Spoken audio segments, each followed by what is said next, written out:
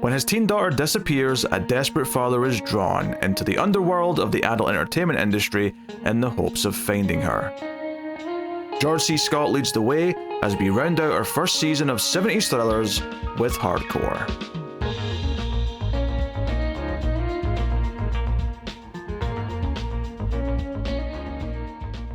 Welcome everyone to the Collector's Cut. I am Peter, and joining me as always is David. I'm Big Dick Black. This is a movie podcast, and we are working through 70s thriller season. In fact, this is the final of our first 70s thriller season. There'll be many more. There's so many thrillers from the 70s. This will be a recurring season every couple of years. But this is the last one we're doing for this particular batch. And we're doing a film called Hardcore from 1979. So I tried to spread them throughout the decade. So we're doing a sort of sample of each part of the 70s. Yeah. So that's what we're going to talk about today. It stars George C. Scott.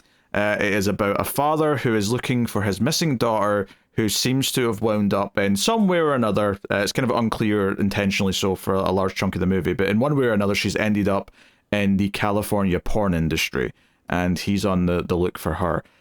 So that's the basic premise. We'll start spoiler free, of course, as we always do. We'll give you a warning before we get into the spoilers. If you're enjoying the show on YouTube, please do hit the like button. It helps us out a bunch if you do. And of course, you can support all the content via Patreon or YouTube membership. But I'll tell you more about that and all the bonuses you get at the end of the episode. So, yeah, I mean, the premise of this sounded like it was nice and seedy. Like I was looking for a seedy thriller to kind of fit in here somewhere. Not that none of the other ones had no seedy elements, but this one felt a bit more, at least on paper, it felt a bit more like, oh, this like good middle class man from church countries going through the porn theaters and all that kind of stuff, looking for his daughter. Like, oh, I can see this. And I think George C. Scott being in it was kind of like something that stuck out to me, because I've seen him in a few movies. I saw him in The Changeling and Exorcist 3. He's a pretty good actor, so I think that was probably what stuck out to me the most when I happened to stumble across this, because we did a few of the bigger name 70s thrillers. I didn't want to just do nothing but the big ones, because then when we come back for season 2, we don't have any big ones left to do. So this felt like, no, I want to do some lesser known ones that I didn't know about until I went researching and see how they turn out. And, I think Night Moves turned out to be quite a find. I really, really enjoyed that. And Laughing Policeman less so. Didn't really like that movie, but that's part of the fun of this. So I think we both were in fairly blind, I assume, to this last entry of the season with Hardcore. So I guess I'm curious to hear your initial thoughts on Hardcore. This movie, not the genre of hardcore in general, right? Oh, all right. I gotta change some notes up then. Sorry, that's my bad. No, I went into this one. I don't know if I would say I was expecting a lot out of it. I think even in its initial moments, it felt to me like it was much more of like a real movie. It felt like it was actually going for something artistic here and wasn't just trying to be like schlocky or anything like that. Because with a name like Hardcore, you kind of do go in with that sort of expectation of them just trying to like cash in on the shock factor or whatever of the porn industry or sex industry or whatever. But no, as the movie was going on, as we were going through all this, I found myself really impressed by this. I think that it does a good job of showing this more like seedier underbelly, and up to a point, it doesn't feel like it's really, I don't want to say passing judgment, but it doesn't feel like it's just blanket saying everything here is negative and there's like no goodness in this at all. Nothing, that it's just a sin upon mankind. It's treating it in a very adult way. It's treating it with the nuance that I think that a lot of people could have been missing from this, up until it reaches a point where it finally draws a line and says, okay, this is too far. And it's good to see that gradient. It's good to see us marching down that path slowly. Acting wise, everyone is pretty much solid. There's one or two people that I'll point out as not being up to snuff for me, but I think everyone's great. My only major critique is that there are multiple points in this movie where it feels completely disjointed. It feels like we are still within the same universe, still feels like we're following the same plot line, but it feels like we've completely jumped the tracks over onto a new story within that plot line, because like we have a PI character who then is kind of forgotten about for a large portion of the movie. And then all of a sudden, like halfway through, 3/4 of the way through the movie, we're introduced to this character who is a bit more involved in the world. And then she's kind of just along for the ride now. And it feels a little disjointed whenever we make one of those major character shifts. But overall, on the whole, I liked the way that the story was played out. And I think that it was done very nuanced way, a very talented way. So I got to give this one a thumbs up. Yeah, I mean, I think I would say I'm fairly positive. I'm not glowing. Like, I think there's maybe parts of the story that are maybe a little bit on the slower, dry side here or there, where I kind of get the point of what it's doing in those moments, but it doesn't necessarily make for the most thrilling. That said, though, I do think the performance of George C. Scott in the lead role is kind of a lot of what anchors this. And I think the movie... It'd be very easy for this to be like, you know, like you say, this very much like, oh, we're demonizing all this stuff, and look at this good man from middle America who's got good values. We start off the movie with him and his friends talking about God and church and their Christian values, blah, blah, blah.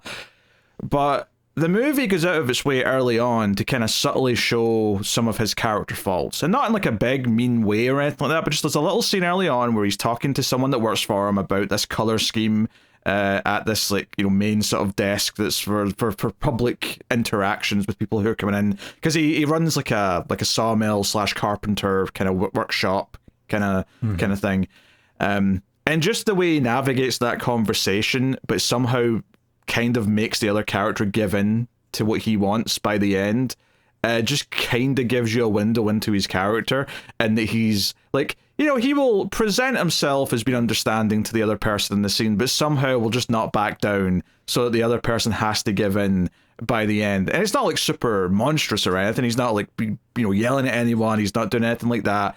But it shows that he's very set in his ways and kind of like does a strong job of setting up a character arc and a character story to explore. And I think his interactions with this entire underworld, which is what most of the movie really is kind of exploring. You know, it's once he gets involved himself personally, because there's a little bit in the movie, like you say, there's a PI involved and he's kind of detached from it. But once he himself gets involved and he's seeing this world and different parts of it, and he's reacting, perhaps he's judging, perhaps he's disgusted by certain things, but then it's maybe some points he has to question kind of the humanity involved and the people involved, and maybe understand that they're also people and things like that. That stuff is definitely where the movie is exploring kind of the real meat of what it's doing and kind of the real side of it. The fact that he's looking for his daughter is obviously the baseline plot, and it's ultimately what we're going to keep going back to as our spine of the story, but it's kind of like almost like an opportunity to have like explore this character and how he views this world, especially now that his daughter might be mixed up in it, and he has to sort of like challenge those preconceived notions that he perhaps did have before. You know, and I think stuff is mostly very good. It's just a little bit in the drier side at times. So to put it like sort of somewhere in between like the movies in this season, like I quite like it. I don't think it's as good as Night Moves or obviously some of the other classics that we really raved about, but I think it's much better than say Laughing Policeman or, you know, The Long Goodbye or those ones that I was more negative on. So yeah, for sure. I feel like this movie is just a tangential offshoot of the stereotypical like undercover cop sort of movie.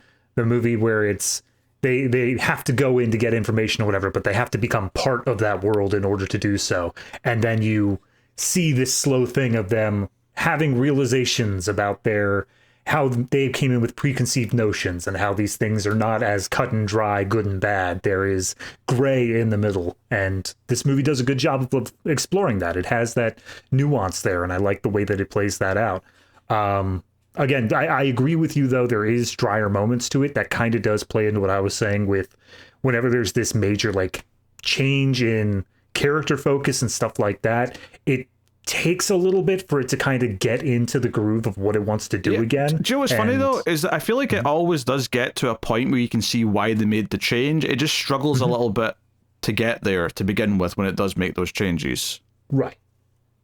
Yeah, because I think by the end of those sections, when it's like, okay, it's introduced this thing, this other character, whoever, by the time it's making its point of why this character was introduced in the first place, I'm like, you know what, I actually like the point that it's making now. It just felt a little bit weird to begin with, you know? It has a transition problem, but not a story problem. It knows the message it's trying to tell. It's just the plot structure to get there feels very jarring and sudden whenever it happens. Yeah, obviously, if you're considering watching this, I mean, the title and the plot line probably give it away. But yeah, expect nudity. Expect, scenes of porn being filmed. Now, it doesn't show you, obviously, the action. Ironically, it shows you nothing hardcore with an asterisk. And I say this because whenever they show like scenes of porn being filmed, or there's someone's watching something, anything they've shot for this movie, it's always very, very usually just topless stuff. There's obviously an implication of nudity, but there's like almost the joke of like someone's head's always in front of the crotch or something like that. There's a lot of that going on in a couple of the scenes. They are one step away from that ending of the Austin Powers movie. Yeah. There's just always something gag-wise happening there. Yeah, exactly. However, there is one moment when he's in like the sex shops, right? I think it's the first sex shop he goes into, and there's a shot where it's just like his POV like panning like the magazine racks, and I guess they just thought, oh, it's too small in the frame to matter. But, if you're watching it in HD now, you actually just see some real hardcore images on those. Like, you see, a woman with a penis in her mouth, and you see the full frontals. Like, and not just like... Because you see some full frontal elsewhere in this movie as well. But, typically when we talk about full frontal in a movie from the 70s, the joke we always say is bush. You always see a bit of bush, and that's kind of all you really see down there. But no, some of these images, like, it's the full spread eagle, whole shebang. And I was like, I don't mind, and obviously it fits into the world that the movie's tackling, but it almost feels like a mistake that these images made it into the movie. Yeah, it's one of those things where obviously if they made any like recuts or changes to the structure, like added extra shots, they'd have to get it resubmitted to the MPAA for like that stuff. But this feels like this weird, tiny, like just barely outside case-wise, where all they're doing is making it higher def. Technically, they're not changing anything, but it changes so much when now you're able to see definitively what this stuff is. Yeah, just, there's just it's one shot, but my eye just caught a couple of images where I'm like, oh, that's actual just hardcore porn. That's kind of wild that it's just there. But yeah, so there is that. So if you're sensitive to these subjects, if you don't want to engage with that, by all means, skip it. I'm going to go ahead and just say on a limb here, if you're sensitive to that stuff, even if you skip that scene, the rest of the movie is still going to trigger you. I don't think that it's going to be that one sequence. Well, that's what I meant. When I said skip it, I meant the whole movie. I didn't mean that scene. Oh, okay. Fair enough. Sorry. We were talking about that one scene, and I was just like, just skip that scene. Well, I was using that as an extreme example, but generally speaking, if you're sensitive to these topics, I would just skip the whole movie. Yeah, absolutely. Because obviously it's not a super pleasant, comfortable watch in that case. And I will say that is the thing of just describing the plot, and it does feel like if you view it from a meta perspective, the idea of this movie made does feel a little bit like schlocky / cashing in on the idea of it, the thing of like, oh, this movie is so extreme and whatever else. But once you get to it, it is actually a well-made movie, and it does feel like it's saying something. But I feel like advertising-wise, there was a little bit of that going into this. Yeah. They also cash in on Star Wars as well a few times, bizarrely. Yeah, well, I mean, it was 1979. I'm sure they were like, well, this movie's just never going to go away. I mean, yeah, it was. I mean, but they were right, for one. Because you see, I noticed a calendar on a wall early on, like in a bedroom. It was a Star Wars calendar, and I thought, oh man, that's because the Star Wars would have been super. When they shot this in '78, I assume like Star Wars would have been months old. But you see a poster for it at one point in the background outside, advertising that it's still playing, and then of course there's a random ass bit in a strip club where the two strippers on stage, one's got Leia buns, the other one's got like not an accurate Darth Vader helmet, but like a knockoff, and they're pretending to lightsaber fight whilst naked. That's Guy, he walks into the club and sees that, and as soon as I saw the lightsabers, I was like, I really want this to be knockoff Cantina band music. I want them to have like a do do do do do do do. I want to talk about the music actually, because there's some very interesting intentional choices. I mean, this movie opens with because it's Christmas time at the start of the movie, just for the first couple of scenes, and there's like country Christmas song playing at the start, and it's like super old-fashioned, and obviously it fits in with the small town. I mean, I don't know if Grand Rapids is considered a small town, but it feels very small town in its depiction here. It's a very, from what we see, it's a very tight-knit community within Grand Rapids. Sure. Where is Grand Rapids? I don't actually know. Michigan. Up near the lakes. Oh, wait, all the way from Michigan to California, damn. But yeah. Anyway, so we see this town, it's playing this music, it's all wholesome, but of course the title comes up on screen, hardcore, and it sort of turns from like white to red or black to red, which it says danger, we're going to CD. But the reason why I mention the music is because obviously this music's really old-fashioned, and I'm like, oh, this feels like an even older movie than the 70s. Like, they're intentionally, even at the time, picking an old-style sounding song.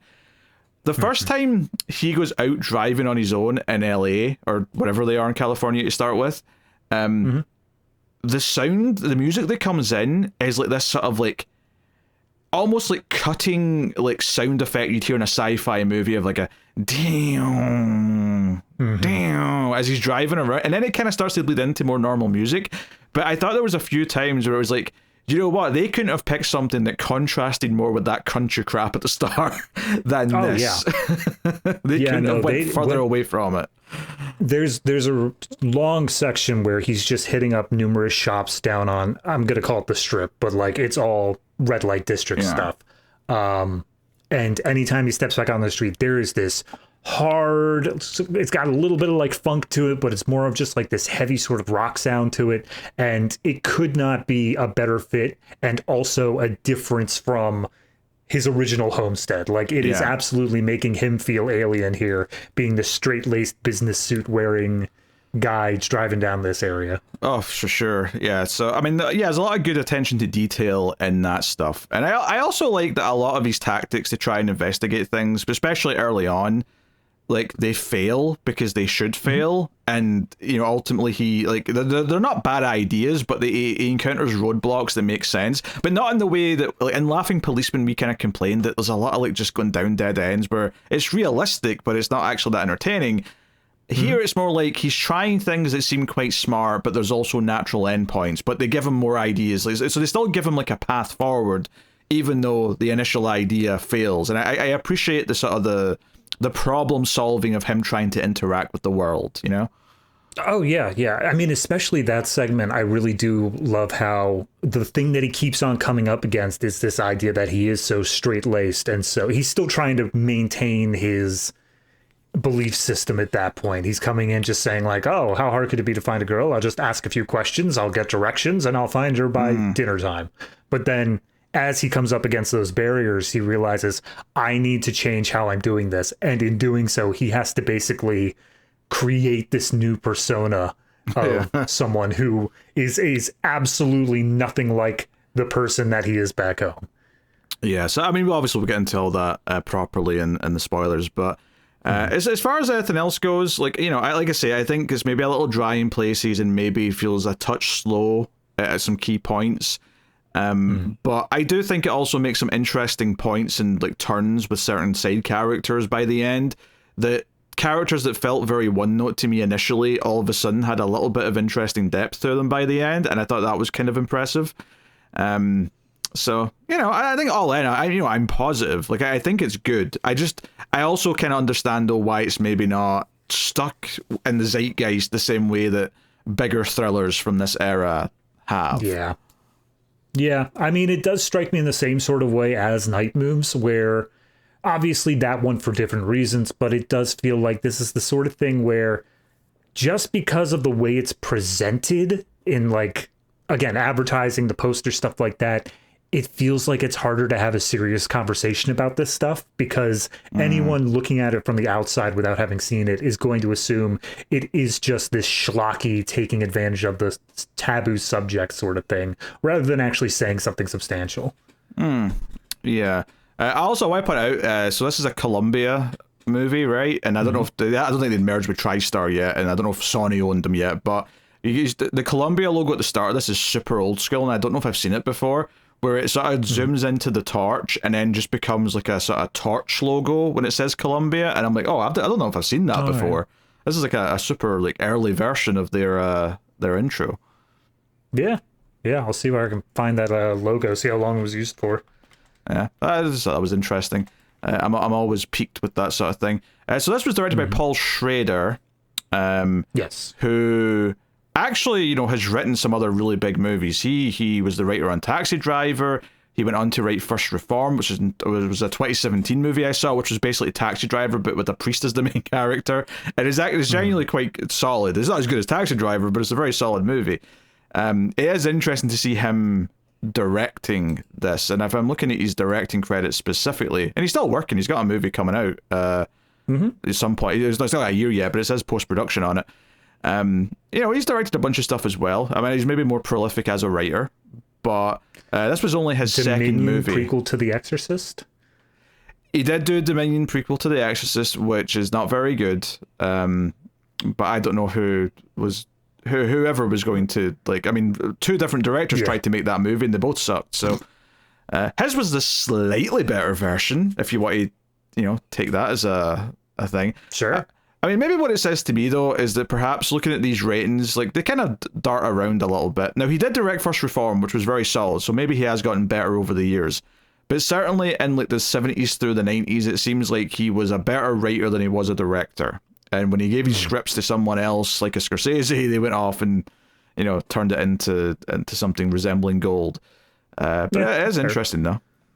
Yeah, but I would still say this feels like a solidly directed film. It felt like it had a visual flair to it, a visual style. It stuck to it. It didn't do anything hyper incompetent or anything like that. It was very well done. No, I will say there was maybe a couple of scenes when they were out in crowds where I thought the sound mix was maybe a little unforgiving for the dialogue. Are you talking about after the girl joins in? Yeah, there's some scenes where they're talking out in the street, and I was struggling to hear some of their sentences there, and I think, it's not necessarily his fault as a director, but I was noticing and going, oh, this sound mix is a little bit like, you need to lean in and try and hear this. Like, Nolan's taking notes. A young Christopher Nolan's writing stuff down somewhere. I noticed that, and I also noticed that it seemed like the picture quality kind of degraded a bit there, so I just wonder if maybe they were maybe they had to have a smaller unit or something to film out on these streets. Like, they weren't able to, shut down the whole street or something like that. I'm not sure what would have went into it, but it felt like cheaper quality than the rest of it. Okay. I mean, that may be true. That may be the reason for it. But I would still hope, though, that, I mean, maybe if it's not actually sound effects of a crowd, then it is just the actual live sound when they recorded the dialogue. But at that point, I'm like, well, you should re-record, ADR it, so you can completely control the level of everything. But, I don't know if this was just a creative choice. The director thought this was oh, this feels real. It feels lived in. We're on a busy street. But I'm like, yeah, but I need to hear what they're saying, damn it. So we're still in the gritty 70s. I'm going to make it. Yeah. I didn't realize that was the end of your sentence. I thought you were going to say, I thought there was going to be more to that. But I think we'll get into spoilers soon. I'll just mention Peter Boyle's in this movie. Most people probably know him as the dad from Everybody Loves Raymond. He's also in Taxi Driver, funnily enough, mentioned in that movie. Oh, yeah. But he's here as the PI character, and it was nice seeing him. I like him as a presence. I liked his character so much in this, which is why it was so disappointing when he just disappeared for half the movie. I was like, oh, we just done with him? Okay, whatever, bye. No. I mean, we weren't. I actually kind of like where his character ends up by the end. He's just once it becomes just about the main character taking charge, he is absent for a while. So it does make sense in the context of the plot, but it's, I get what you're saying. So, anywho, I think we'll say spoilers. I think we'll say spoilers so we can get into things. So full spoilers for hardcore. If you have not seen it from this point on, you're smirking. What are you smirking for? Just that anytime you say the name of the movie, I'm like, people are going to have to Google this. I feel bad for them. Spoilers for hardcore. There might be a blast at the end. Yes, I know. Anyway, that's how I avoided all the usual words you would say for that, because I don't want to be flagged by AI on YouTube. Thank you very much. Trust me, we're already flagged. We said the P word. What, penis? Porn, but now penis too. Good job. Penis is clinical. You can say penis. Can you? Look, when AI comes into play, I think all the rules are gone. It's just up to the whims of whatever AI feels like. I just have to hope my accent disguises everything to AI. It can't tell what I'm saying. It just sounds like a foreign language. Right. Hold on. Anytime I say something questionable, I'll go like penis. Aye, that'll do it. It's annoying though, so I don't know if I want you to, but it'll do it. Fair. Anyway, so spoilers for the movie. Obviously, you expect to see a little bit of what he's like with his daughter before the story really kicks in, and we do a little bit, but it's not as much as I think I thought we were going to get. We see her talking to her friend. They're going on this trip with like a youth group, like a church youth group, to California, and they're waving goodbye and all the rest of it. We also see him interacting with some of the others at Christmas, and we see that his peers are very conservative, and this one guy turns off the TV because it's not even like anything that racy. It's just a dance, Christmas dance that's happening. God, I maybe the point of it was to show like how conservative the family as a whole is, that like this is just normal and they don't have a big problem with it. But at the same time, nothing gets me to dislike a character more than someone exactly what he does, coming up and he's like, back in my day things were different, and all the kids are like, shut up, Uncle Joe, we don't need your lesson, and he just turned back on the TV anyway. Yeah, well, I think the main thing that stuck out to me though is he specifically says, all these losers who run off to California to be in these TV shows and movies, I hated them when they were here and I hate them now that they're there. And I just think it's very, it's a bit of foreshadowing because of what the plot actually ends up being, because obviously the daughter goes on a trip to California and then ends up in the seedier side of the entertainment industry, shall we say. And, we get like one scene with her and her cousin, because the other guy who mainly talks to our main character, Jake, he's his brother-in-law, so I assume that means his wife's his sister. So I think it's so the daughter is named Kristen, and her cousin's with her on this trip. And there's like one little scene when they're in California before like one of their youth group meetings where she's basically saying, hey, yeah, I'm going to this thing with this guy, and Kristen's like, oh, I don't have anyone to go with. And she basically just says, oh, why don't you convince the guy to play this game with you? And she basically just describes this game called Chicken, where it's about like circling your hand around and getting closer and closer to the boob until you say chicken, and then it's like a weird like kiddie version of like making an excuse to cop a feel. It's like it's a nothing. But the point of course is to show that Kristen is starting to think about this stuff. She's thinking about boys, she's thinking about sex. It's like saying, hey, right? And I don't know if they ever specify what age she is, but she's definitely underage. Like they make that very clear throughout the movie. I feel like I remember hearing 16 at some point, but I might have just been adding that in my head. Yeah, I was thinking 15, 16. I don't know if they ever said it, but it's around that if it isn't. Yeah. But and then the next thing we get is, we get that scene that I brought up earlier where George C. Scott, Jake, he's at work, and it shows that he kind of convinces the designer that he's paying to design things. He convinces that the color's too loud. It's too, what was the word they use? Too overbearing. Overbearing, yes.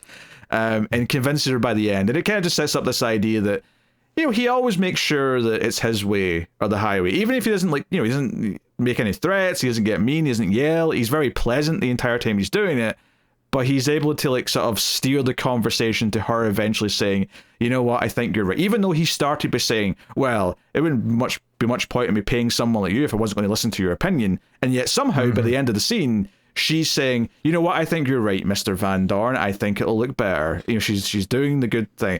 And it's not like a large leap to think, well, is he like this with his daughter, right? Is this something that brews at home with like, what's allowed in the house, that sort of thing. Yeah. I mean, that's kind of something we've been skipping over around here, is that we get it much later in the movie, but you get the feel for it at the beginning as well, is that this is a very religious family as well. Yes. This is a family that is very much devoted to their specific affirmation, which I believe they said were Calvinists, which they describe later on in the movie exactly what the belief system is. And it just seems like a whole lot of internalized like repression and guilt over just being human.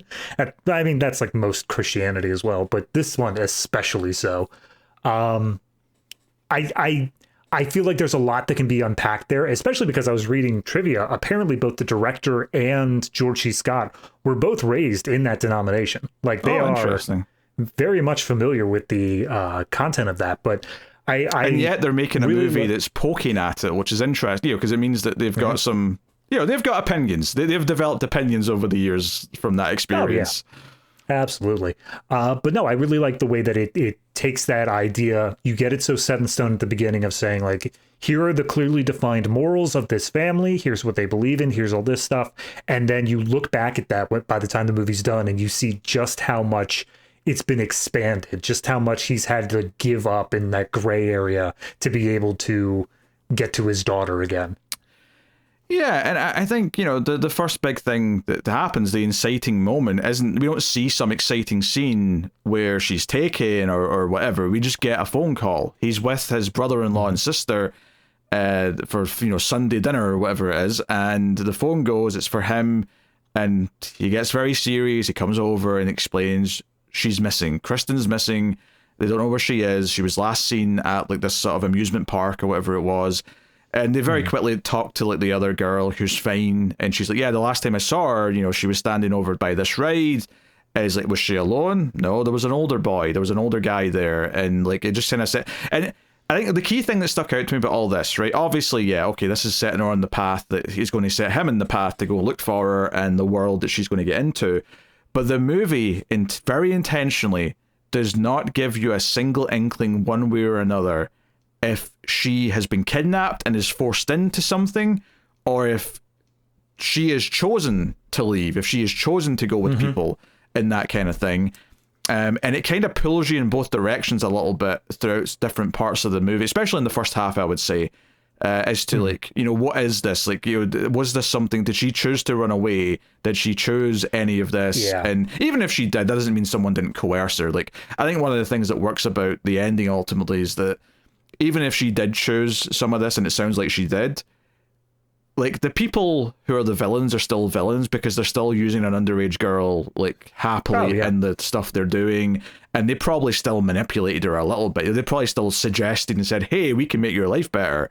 There's stuff to unpack there when we get there at the end, but I think the fact that they don't give us that up front, and he naturally assumes she's been taken against her will, and it's not... it's not an unreasonable thing to think because, like, she disappeared quickly all of a sudden for no reason, seemingly, Yeah, I agree with what you're saying for the most part. I think that I was a little bit, I don't want to say shaken, but I was, I don't know, a little hesitant at the fact that by the time she disappeared, we had only really ever had what you could charitably call 3 scenes with her.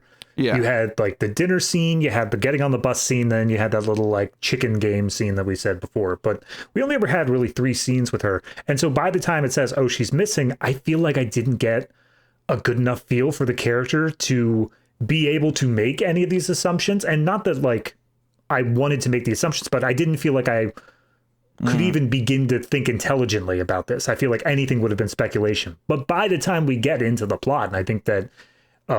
all of that was very intentional. I think it was very much intentional. That's what I was going to counter with. There's, I think you're not supposed to have a good idea to make those assumptions for yourself. I think you only have to go off his reactions, and it's completely open. You really don't know if this was, like, one thing or the other. My only thing is, I think that does lead to a bit of a detriment at the end when she's explaining the reasons and stuff like that. I think it works from his perspective, but from her, as she's saying this stuff, I'm like, I didn't see any of that. I didn't know any of that was happening. Like, maybe we're supposed to see it through his eyes, but it just feels a bit too weak there. There's something I can compare it to when we get there that I think will, we'll save it. But, so obviously he goes with his brother-in-law to California, hires this PI, because the police basically say, we'll do our best, but, like...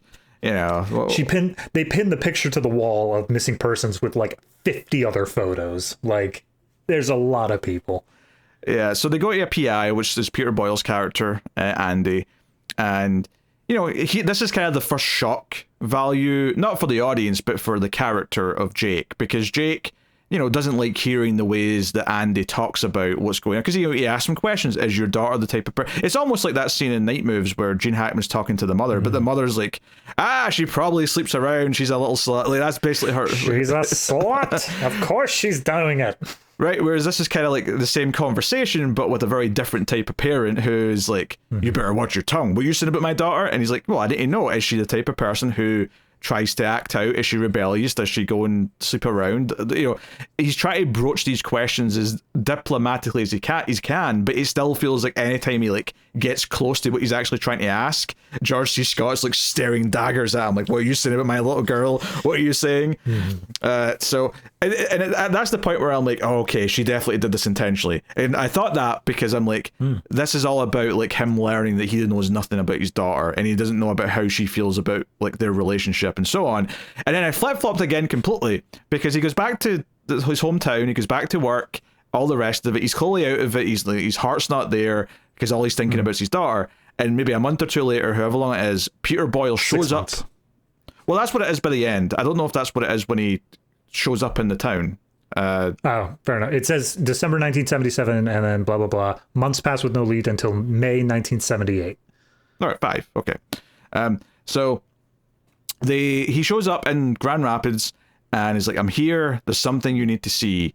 I've rented out privately the little like naughty theater. And at this point, George C. Scott should be like, oh God, no. Oh no, what's he going to show me? But he's like almost like defiantly like not letting himself like just assume what he's obviously about to see.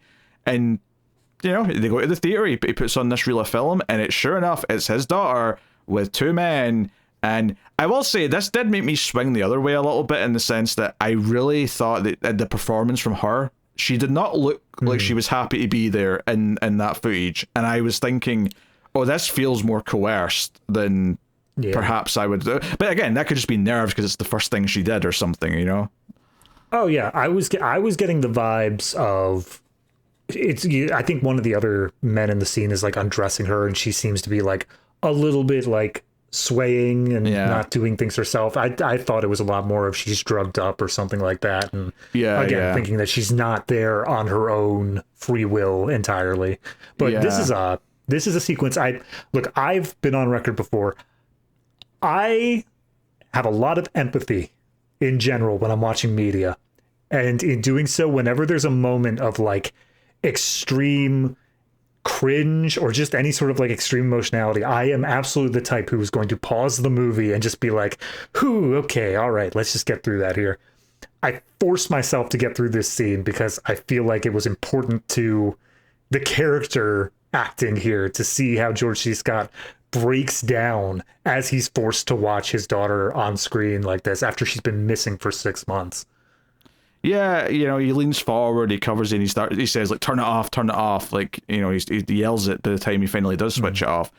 And he's like, okay, can you use this to find her? And he's like, look, this is the sort of thing, because I don't know if it's made clear in this scene, but it's made clear in the next scene where Peter Boyle goes to that producer in the industry, because he's like, hey, like, you can get in trouble for this. This is, what was the phrase he used? Jailbait, thank you.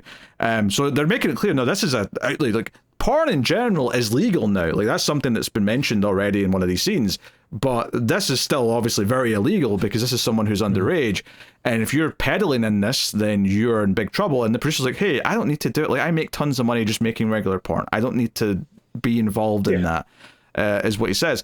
But because of this, it's this sort of thing that's very like hush hush. It's always like kind of under the counter kind of thing. It's always a different title. There's no, not that there was IMDb in general, but there's no official paperwork for this type of thing because it's effectively an illegal little, not a snuff movie. We'll get to those later, but this is just this a stag film.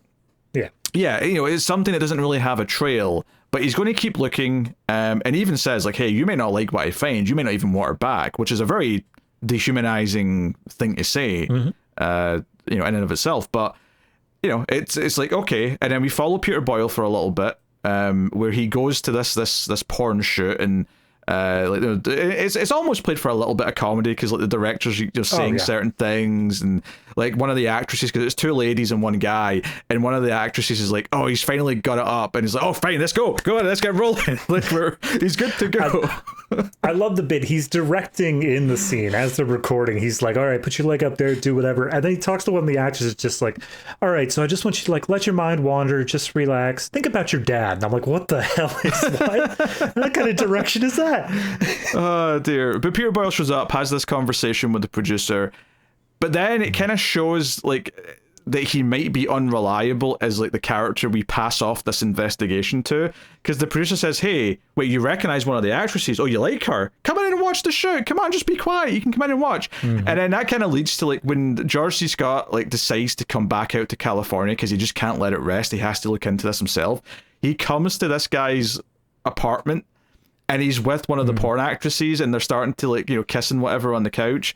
And he comes and is like, is this what you've been blowing my money on? Oh, you're working hard at the case. And I part of me thought, okay, you've shown up unannounced. Like, just because he's working for you doesn't mean he's not allowed to have like off like hours where he's just doing whatever. So I mean, he could make an argument that he's just like not on the clock right now.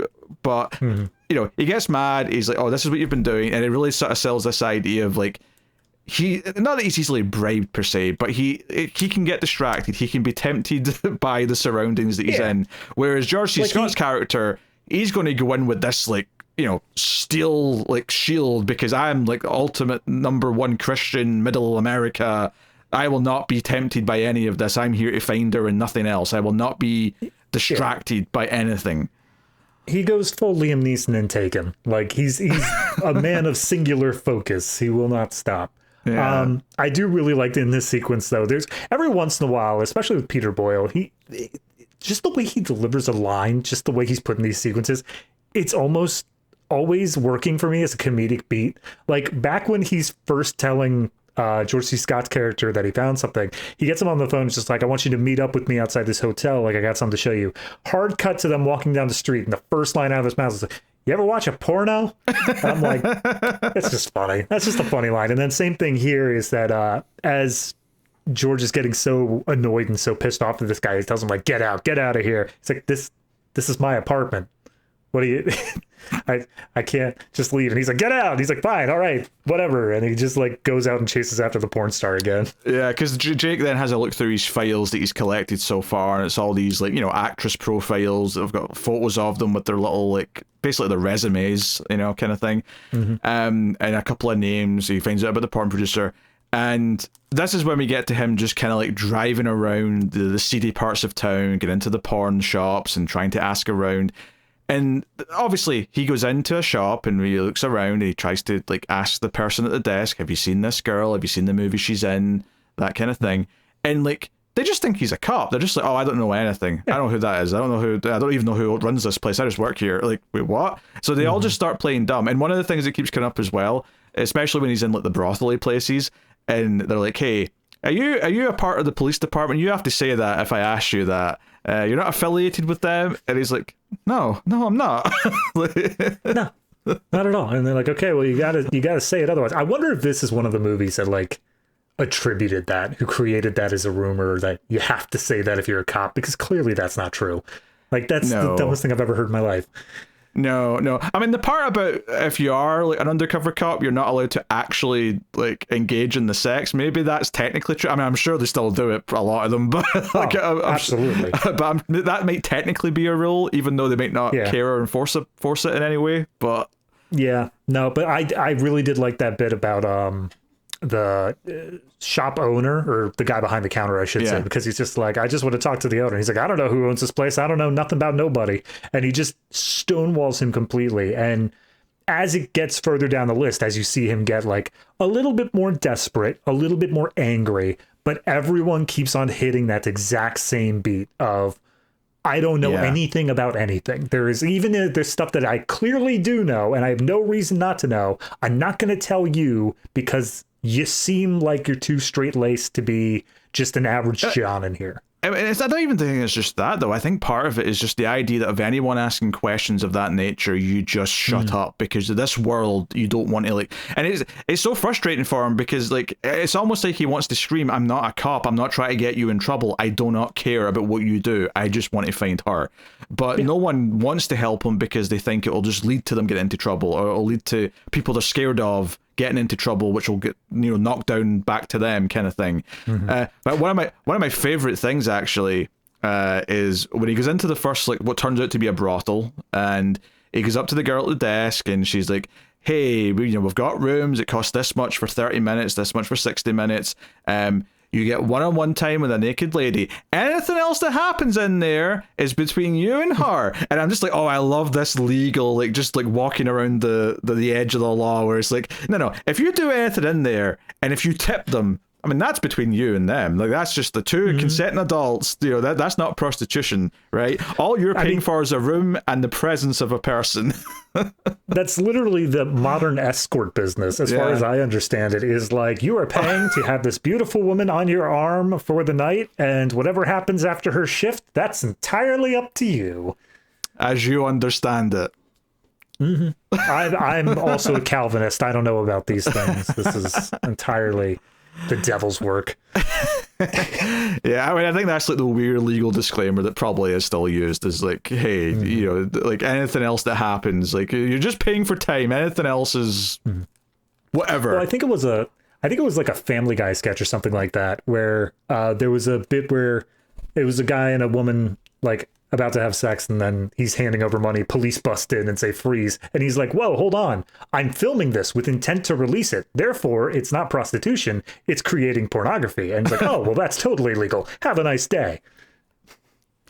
Yeah, that is weird when you stop and think about it, isn't it? It's like, it's okay to pay someone to have sex on camera for real, but it's not okay to just pay someone for sex without a camera. Yep, with intent to release, that's important. With intent to release, yes. But I mean, these days that could just be like, it's going on Pornhub. Like that. Like it was on Pornhub for a day, and I took it down again. I decided I tried it, wasn't for me. Yeah, I didn't hit the algorithm. I'll try it again later. Turns out there's not a market for my weird kink. Anyway. There's always a market. You just need to know how to market it. I like, obviously, he goes into a couple of places, because he goes into a second place and he's frustrated that the person at the desk, who's now topless this time, gives him the exact same speech that the first person gave him. And he's like, I get it. Yeah, he walks out of the first place because he's like, I just want to talk to, I don't want to have to pay money to do this. And then when he gets to second place and realizes it's the exact same deal, he's like, all right, give me a half hour, Jesus. Yeah, they've all got the same script that they basically say, he's like, okay, you'll do fine. And he goes to talk to her, and she just keeps trying to take her top off. She's like, oh, you're not naked yet. Take your cock out for me. Like, she just keeps saying things like that. And he's like, excuse me, I just want to ask about this girl. And she just does not want to talk. But what I love is that it kind of like rule of threes, and not that I'm saying it's a comedic beat, but rule of threes in terms of like things coming up. So it happens twice here. He goes into one brothel, goes into the second one, and then pays for someone just so he can talk to them, even though she doesn't quite understand that at the time. Right at the end of the movie, we'll talk about what happens in the rest of the scene afterwards, but he goes into what's effectively a brothel, but specifically that I'll just, the way when he walks in, the woman at the front goes, we offer verbal humiliation, bondage, S&M. And she just starts describing like all of the that side of the kink, genre. And I love the idea of getting into a specialist place and they just sort of list like this is all the things we'll do. Just like a menu. And I think there's something really funny about that, of opening with verbal humiliation as the first service they provide, is just amusing to me. That's the most common. You just start off with it's like whenever you're on the phone call for a company or whatever, press 1 for whatever the most common thing is. Yeah. I feel like I could get verbal humiliation for free if I just go near most women. Clip that, please. I need that in my life permanently. Well, that doesn't just mean me. I mean, like, most men could get that for free. You used you as an example, and I need it. Oh, God. Anyway, I'm getting the silly joke about that out now, because when we get to the end of this, most of it's quite serious, but that one part I wanted to crack a joke about. So yeah, he doesn't really get very far, to the point where when he starts to demand, who runs this place, I'll have a stern talking to with him. So this guy shows up and just throws him out, basically. Does not want to talk to him. Of course he's not going to get anywhere, because ultimately, because this is a vaguely illegal empire, all this stuff, the people in charge of it are arguably kind of dangerous, and to protect themselves and the businesses they've built will maybe get violent. Obviously he just gets thrown out here, but it's the idea of the danger of, if he keeps pushing, eventually someone might retaliate to shut him up quite severely. And I actually kind of like where it goes with the Peter Boyle character with that later on, where that's what Peter Boyle's concerned about. Like, Peter Boyle's character honestly gets kind of sweet in a weird way, where it starts to turn into him being like, oh, this guy's going to get himself killed. If he keeps, like, prodding the wrong people, like, they might do something bad to him. And I actually thought that was kind of endearing. Despite how kind of slimy his character is otherwise, it kind of felt like he was actually genuinely looking out for him. And I thought that was kind of... And this is kind of the scene where you first feel that fear of, oh, someone might hurt him, like, really badly, or kill him even, if he keeps poking the bear too much. Well, that's what I really liked, because there's this transition scene. He gets thrown out, he slumps away, he looks all defeated or whatever. Yeah. And then we go back to his hotel, and he's just listening to TV. They're literally singing church hymns. So it's very much representative of, this is his old self. This is the strict morals, the religious man. And then it does a slow pan out over the city, and it's just the representation of, if he wants to make it in the city, he's got to cast that off. He has to come up with something else, because being that level of moral superiority is not going to get him anywhere in this search. And then immediately following that, we basically get the new character. I forget the first name, but DeVries is the last name he takes on. Yeah, well, is it this scene, or is it after the first scene where he goes to meet the producer, where the brother-in-law shows up to try and bring him back home, and he tells him to leave him alone? That's after. Is that after? Okay. Yeah, that's significantly after, I think. No. That is just after, you're right. Yeah, I knew it was kind of around this area. But okay, so he goes to the producer first. So basically, he's going undercover. He's basically going into the industry under the guise that he wants to finance a movie to try and use any connections he makes to find where his daughter is. And he goes to this producer. And what I like about this scene, actually, is that it seems like a pretty smart plan. It seems like, I get why this would work. You know, he'll get spoken to about talent way more than just going around showing a photograph like an angry parent who wants their kid back. You know, this will work more effectively. But I love that there's a natural stumbling block where this guy's like, I'm actually too successful. I don't need your 50 grand to make a movie. I'm making way more than that. So, like, you need to make something that's a bit smaller scale. But he gives him advice. He's oddly nice about it. He's like, hey, let me give you some advice since you're new to this business, you know? I really like that sequence, because it's not this immediate thing where all of a sudden, again, to go back to the Taken idea, he's got this single focus. He starts getting in deeper into the world, but he's not good at it yet. That's the thing. He goes into this and he has a plan, and he thinks like, I know, I'll use all of my savings, all of whatever, to be able to get into these casting rooms. I can find, and that's the thing, is that he has a photo of one of the guys who was in the movie with his daughter. So that's the only link that he's got, and he just wants to find this guy. I'll get into all the casting, I'll find that guy, and then I can find her from that. And I like the fact he goes in here and it's a fine enough plan. It just doesn't work because he's severely underestimated how big of a business this is, because he has no idea. He has no way of knowing that. And so once he's made aware of that, he's given this advice, he adjusts his plan, and he moves on to a slightly smaller scale, but something that'll work for him. Yeah, there's a scene where he visits a set and he talks to one of the girls a little bit. But the next big thing really is, and it took me a moment to realize it was him, actually, because he's in disguise, but he's got a wig and a mustache on, and he's basically hiring for his porn movie that's never going to be made, but he's advertising that he is doing that. And these men are coming in because he's looking for the guy that was in the movie with his daughter, because he's got like a photo of it that he took from the PI, and he's just checking them as they come in and like going through the motions. And it's, you know, some of it's a little bit amusing, because one guy's like, hey, do you want to see my stuff before I go? It feels like you need to see that. And he just kind of like, he dives in a little bit in the inside. He's just like, on you go then. And it, you know, just as the trousers are going down, you almost see a bit of it, and it cuts to behind this guy's legs and looks at him through the guy's legs. And just the way he's sort of slouched in his hand, he's like, that'll do, thank you. Like he's just dying a little bit in there because he's looking at this guy's dick. The next guy comes into the room. It's implied some time passes, but he's got his head in his hands. It's just like, hi, I'm casting for a porn. You can tell me your previous experience. Yeah, and then there's obviously Big Dick Black, which is what you were referencing at the opening of the movie. I will say, this scene was amusing, but it was almost like too comical. It felt almost out of a different movie to me. But, you know, minor quibble. Yeah, I get that. When you look at it on the whole, I agree. I don't think it felt out of place compared to like the previous sequences, because the previous sequences we had like the producer giving him stuff, and that's a very comedic bit as well.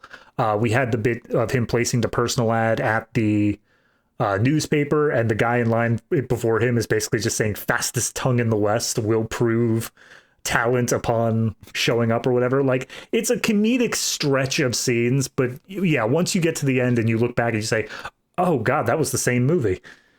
Yeah, well, I mean, some of them are like, I think the final one where it is the guy from like because he's got his head down and he looks up, because we can already tell it's him, so the audience kind of gets excited because, oh, it's him. Yep. He's found them, but he's not realized it yet.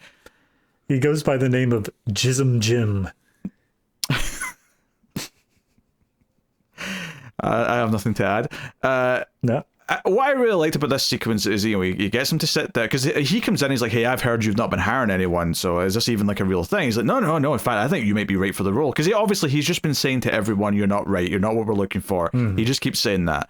And he sits him down, he's like, no, like, I think you might be right for this. And he's like, oh, I've done this role and that role, I've been in these things.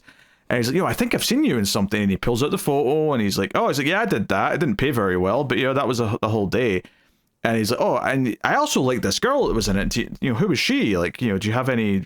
He starts saying, oh, I hated her. I'm never working with her again. Like, I was in pain, like, after her. And obviously that's still kind of stoking the fires that maybe it was, done under duress, and maybe she was fighting back or something like that. But I was thinking during this scene, I'm like, man, he's keeping his cool, but, like, is this going to escalate? And it does. I actually really like how it escalated, because... You can see his hands just kind of starting to nurse this lamp that's next to him as this guy's talking about his daughter. And eventually he does just unleash. He just grabs it and smashes it over his head, hits him a couple times, and then drags him to the bathroom, puts him in the shower, hits him with the cold water, and demands some answers. Like, who is she? Who did she work for? Who made this movie? Give me a direction to go in. And it really felt like... I think George C. Scott's done a good job in this movie up until this point of having this kind of like rage that he's kind of holding in, because he's still a very civil man. He's not, even at the porno theaters and stuff, he wasn't losing his shit. He was keeping his cool. He was being very, calm about everything. And even when he goes to see the producer, he's kind of like throwing little sly smiles to try and play the role that he's made for himself. But this scene, it kind of felt like, oh, he finally gets to like interact with someone who's a part of what happened to his daughter. Even though this guy's not the core person to blame. He's not the one that convinced her into it. But he was physically there. He was a part of it. It absolutely feels like this should be, like, the moment that he looks up, you should get that Kill Bill, like, red light, like, this is absolutely his first on the list. But no, I even outside of the attack sequence, I really like the fact that the guy is allowed to talk. He's just open-ended talking for so long until Jake looks up. And then at that point, he's like engaging in conversation doing this. But as the scene progresses, Jake is cutting him off faster and faster. He's just like, all right, whatever you're talking about, shut up. I want to bring this back to my daughter. And it keeps going until eventually Jim raises his voice and says like, man, fuck her. She was awful. I don't want anything to do with her. And that immediately just pushes him over the edge, and just immediately all the tension is able to release in that lamp swinging scene. It is that masterfully done in that way. It's once he starts directly talking about her is where he can't keep his cool anymore. That's when the tension, because he's doing a pretty good job up until that point, but once he starts talking about her specifically, it's like, oh no, like, especially since it's all very negative, it's all very dismissive, in this very demeaning kind of way. So it plays out well, and it builds to a shot, if you will, almost like a porn scene, in some ways. So yeah, I mean, this gives him a lead to go on. It gives him someone to go look for. So he goes to this porn theater because he's told, oh, this is where this guy might be, or girls that work for him work there. And this is where we meet another prominent character in the movie, Nikki, because that's who he ends up with in the little booth, with the phone, almost at the end of Paris, Texas, with the phones in the window and all that. To be clear, when I'm saying the disjointed plots and whatever, when Peter Boyle disappeared, that was probably, I don't know, half an hour into the movie, give or take, a little bit later than that. We are now just over the hour mark into the movie. We're introducing the character of Nikki. And Nikki is a prominent character, but this is one of those times where I felt like, oh, we're keeping Nikki around, she's going to be someone who's here for the rest of this. I feel like we should have gotten something of her earlier. It feels weird that we're getting this much of a prominent character this late in the story. Well, you think we should have gotten a couple of scenes of her just doing her thing earlier on to set her up before we met her here? I mean, even in so much as like maybe she was talking to Peter Boyle's character or something. Maybe she's just been like in certain scenes. Maybe she's been one of the porn actresses who was in those scenes that we kept cutting to over and over again. Anything, but just to have her introduced here, I felt like it makes sense that, you know, he didn't know about her. There was nothing to connect her to here before. So from his perspective, this should be the first time she appears. But from an audience perspective, I just feel like either don't have her be as prominent as she is for the rest of the movie or introduce her slightly earlier. I don't know if I feel that way, just because I think her coming into the movie this way works in the sense that, you know, she is this kind of like lifeline for him that's going to give him maybe a lead. Where it is different to everyone else, because this is the first person in this world that is going to listen to him, that is going to actually say, yeah, like, I know what you're actually looking for, and I'll help you. I mean, she doesn't do it for free. I mean, she negotiates a salary out of it. Oh, yeah. But, you know, she very quickly says, wait, well, first of all, she asks, are you with the police? Because they keep asking that. But she also says, okay, well, what are you then? Some sort of PI? We actually end this scene with her still thinking that. It's not until they're back at the motel room where he finally admits what he actually is. Mm-hmm. But it's like, oh, you're not a part of this world, and you want to find this girl. And he's like, hey, can you, like, you just said they went to San Diego, this guy, maybe with her. If I took you there, would you be able to find them? Like, could you, like, do that for me? And then they negotiate a price and all that. And she ends up tagging along for the rest of the trip. But negotiate is a very strong word when she's like $900 and he's like, sold. I mean, yeah, there's a bit of a conversation together, but she gets involved, and even though she's doing it for money, this is kind of a big step up from everything else in the movie up until this point, because everyone's just said, I'm not talking, I'm turning away, but she sees someone who genuinely wants to find someone. She doesn't see him as a threat. And I think one of the things that really comes up thematically with these two characters as the rest of the movie plays out, and why she maybe kind of takes this chance on him. And again, she's not doing it for free. It's not just this noble thing out of the goodness of her heart. But I think the reason why she takes a chance on him, we learn later on that she's unhappy with her pimp for a start. But I think a big part of this is that she sees a father figure that might give a damn, right? Who's not going to, like, hurt her in some way. She sees him, like, not as someone who she's going to take, like, safe refuge in necessarily. Although I think by the end there's almost this little, like, fantasy or hope in her head that maybe he'll still care for her in some way. But it's like, it's almost like him doing all this to get his daughter back, even though she doesn't know for sure yet that's what he is, that he's a father looking for a daughter, that this determination to get to her is almost appealing, because I think in some level she wishes she had someone who cared enough about her to come looking for her. And by the end of the movie, this idea, you know, Peter Boyle says, oh, what are you hanging around with him for? You think he's going to keep, you know, taking care of you? And she even says that, oh, he'll take care of me. Like, well, after he finds his daughter, do you really think that? And it leads to kind of a poignant moment at the end. So I think looking back at this first scene with her and her introduction and, like, why she even, like, doesn't have the same attitude that everyone else does, part of it is because she still kind of has one, like, little tiptoe out of this world that she wants to hope and maybe get out of it. And she sees that this guy's not from this world, and that he maybe is a good person, and that maybe that'll lead to a path.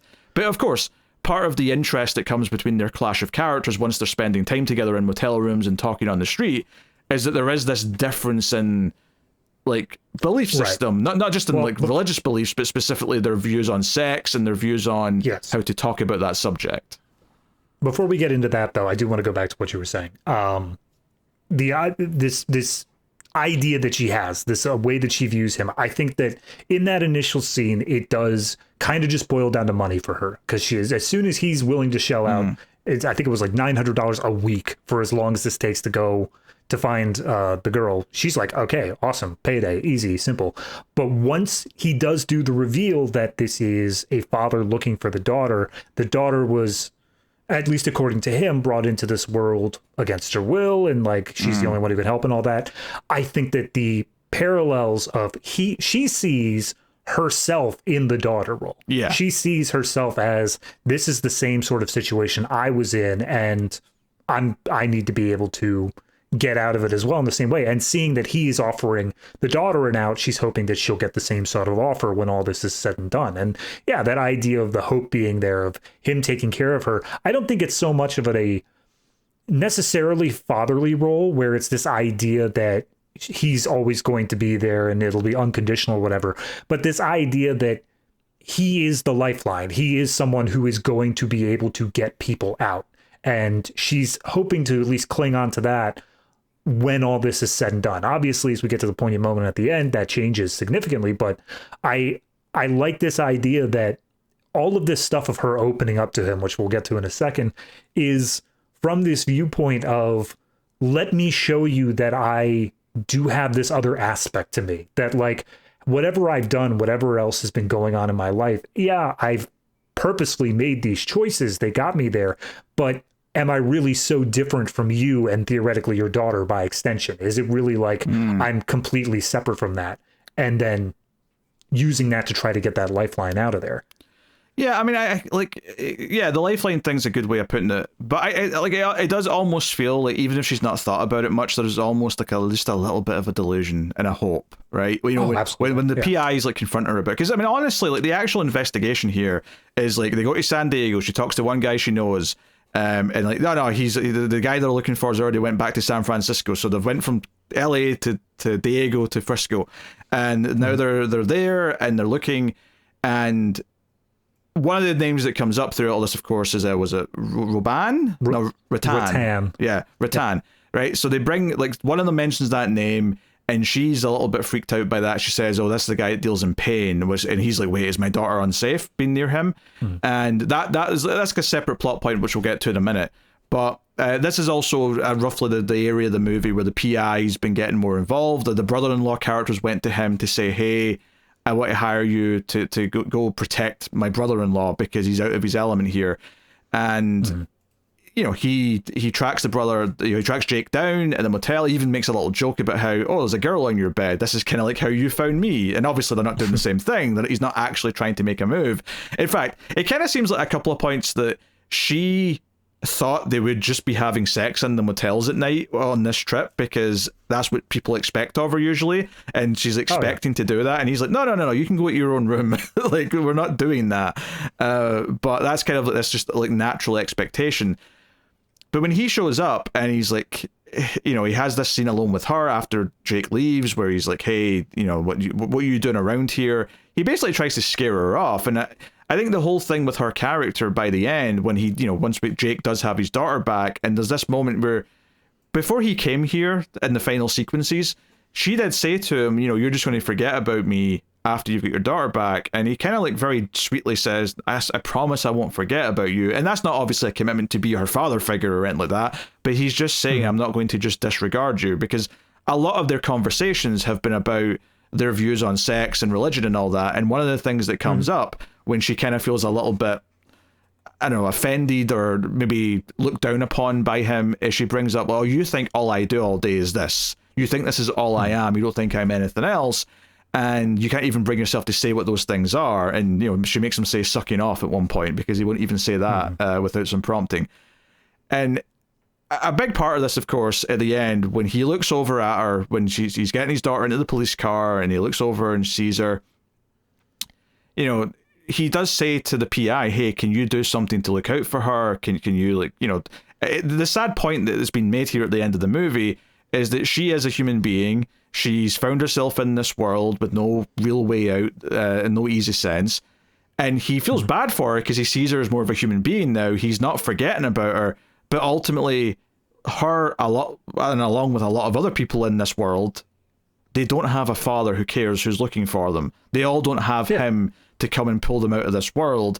And that's kind of the tragedy of the character of Nikki, is that she is looked here upon of like him being like, "I feel bad for just leaving her here, but what am I going to do? Adopt another like fully grown daughter?" Like, that's not what this is. So no, and even when he approaches at the end, it feels like he's like he's looking for the words to say. He's trying to figure out like, what can I do for you here? But like, obviously I'm not taking you back home. But you can tell like she was kind of almost expecting that. She was kind of hoping that would be what would happen here, of like, you're going to let me in that car as well. And I think he does like say like, can I give you something? Like, and she just storms off at that point because money isn't going to fix this problem. Money isn't going to get her into a safer place or anything like that. She's still stuck in the same world. And when he, like you said, he goes to Peter Boyle's character and it's like, can you do something for her? And Peter Boyle's like, no. Like, you're lucky you got your daughter out of this. That should pretty much never happen.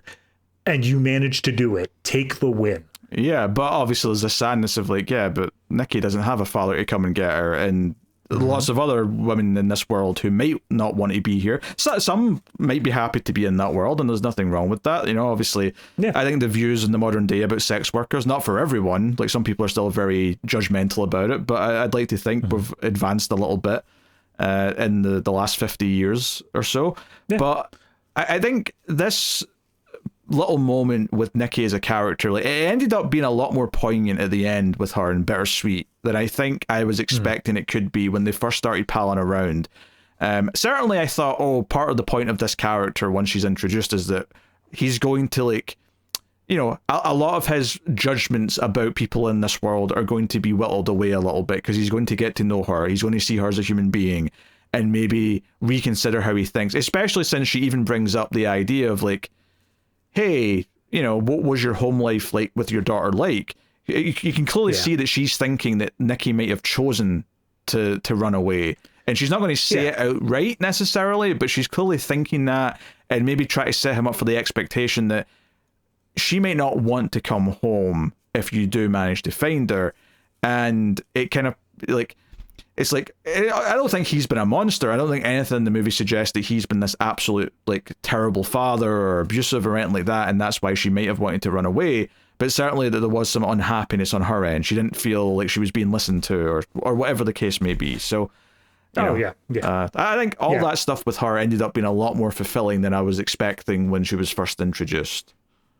Oh, yeah. No, I again, what you said at the beginning of whenever there's this weird transition or something like that, I feel a bit jarred by it, but I like what they do with it. I think that Nikki as a character is very well done, very well fleshed out. It does add this air of we've gotten this character who we are literally introduced to with her being naked and just legs spread in front of this character. But by the time that we get to the end, she feels like a fully fleshed out. You understand her belief system. You understand the kind of world she comes from. You understand what she wants out of our main character. It's very well fleshed out, despite the fact that it's honestly, she's beyond the point that they say we have to go to San Francisco now. She's not really even in the A plot anymore. Like, George C. Scott goes off on his own and does a lot of other things independent of her. She's just kind of left back at the hotel, but you get this feeling because they go on these walks and stuff during this intermediate period.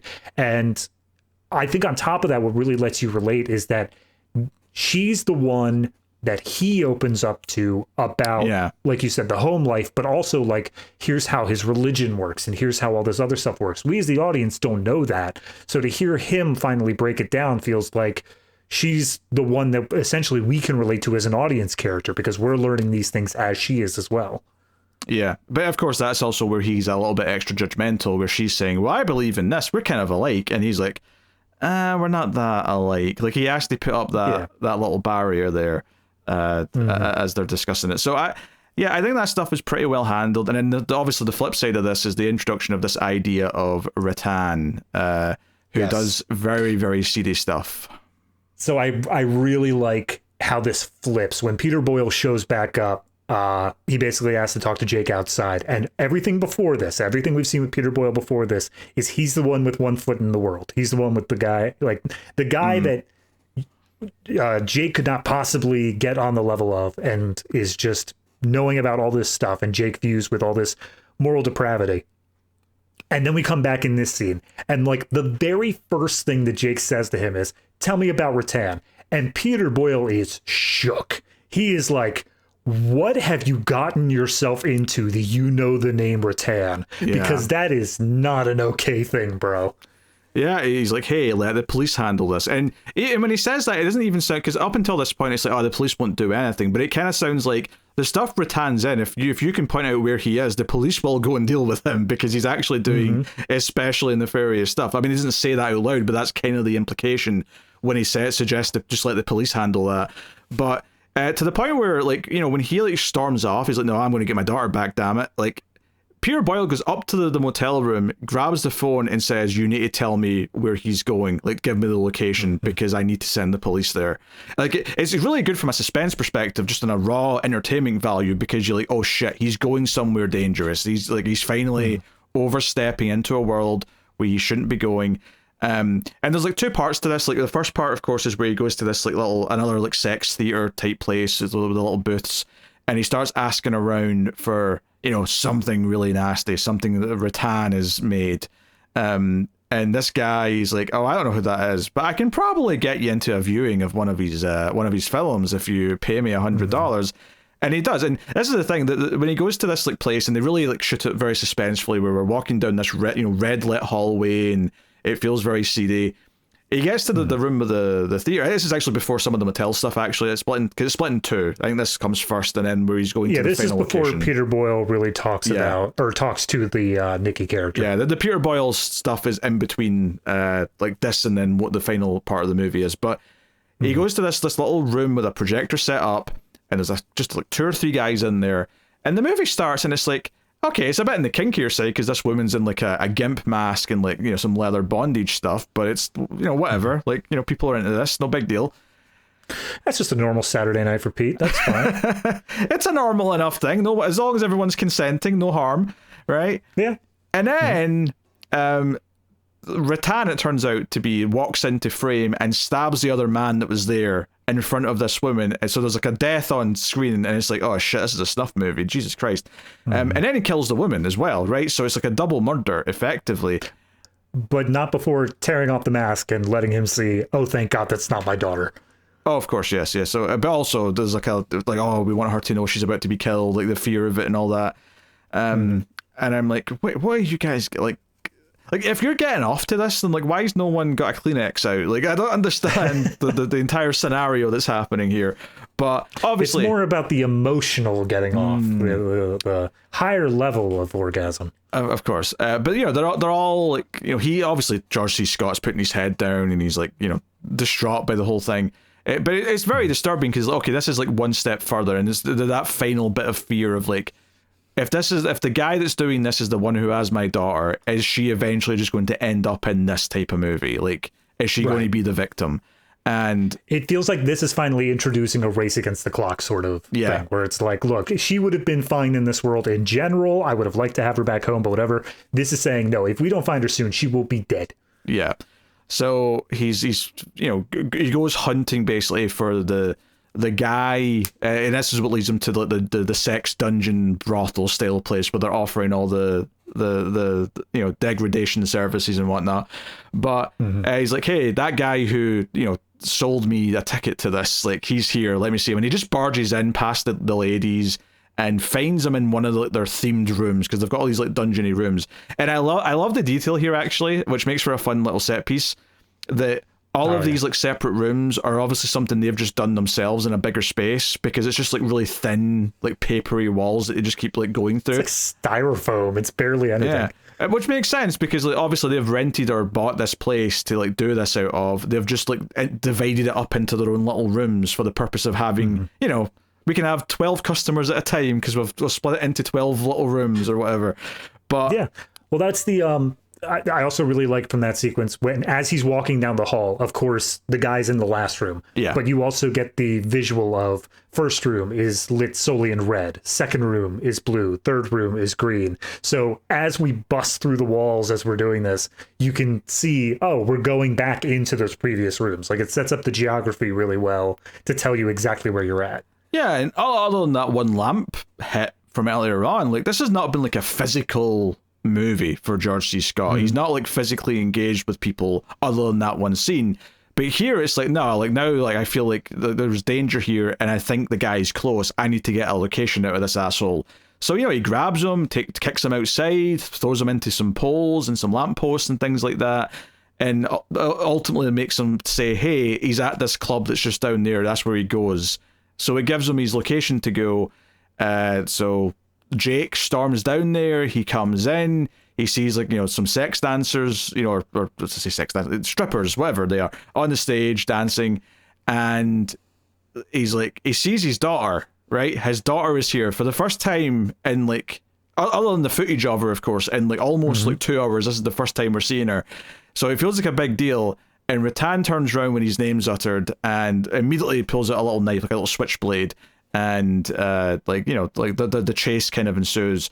And Peter Boyle shows up as well. So everything coalesces. The daughter runs out of a side door, and I think it's a really interesting little point that as much as obviously he would want to get his hands on this bad guy, once he realizes the daughters ran, he doesn't keep chasing Rattan. He actually goes after where the daughters went, and it's actually up to Peter Boyle on the outside of the place to and this is notable that Peter Boyle's character chooses to pull out his gun and shoot Rattan. He's like, I'm not letting this guy get away, which maybe even suggests on some level that he thinks what Rattan is over a line, he needs to be stopped because of the type of things that he's making, even though he's normally okay with the world that he's surrounded by as Peter Boyle. Yeah, well, that's what I was saying at the beginning of this movie. Does a good job of not dehumanizing the industry as a whole, but it does draw a very fine line and says Rattan is past that line. Oh yeah, no matter what we think, Rattan is definitely, there's no redeeming that idea of a snuff film producer or something like that. And even Peter Boyle early on when he's describing Rattan says it's sad to think about, but everything horrible that you can imagine in this world is for sale. And Rattan is one of the guys who sells it. And the idea is that he does a lot more stuff than even just snuff films. Yeah. You've got someone who does the type of material like snuff movies, whether he's trafficking specifically or just encouraging underage people to kind of get involved. But, there's victims to what he's doing in one sense or another, in everything that he's doing. So, it's obviously this very, very dark, sinister kind of part of it.